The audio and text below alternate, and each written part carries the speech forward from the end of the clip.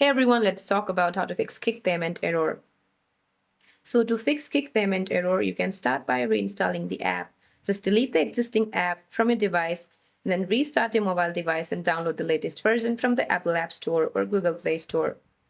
Now the next what you can do is verify the payment method.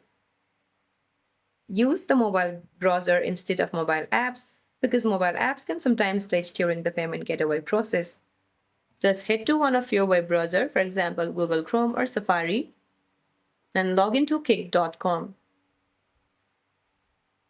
Now, if your credit or debit card is declining, select PayPal at checkout. You can use PayPal to process your card as a guest without needing a PayPal account. Now, check for the card details. Make sure that your card is not expired, has sufficient funds, and allows international or online subscription purchases. If the error still persists, do not keep retrying as multiple failed attempts can trigger automatic bank locks. Just reach out to your bank to see if they are blocking the charge. Alternatively, email Kick support team at support@kick.com with your account name and the exact error message received. So that's it for this video, guys. I hope this video is helpful. See you in my next one.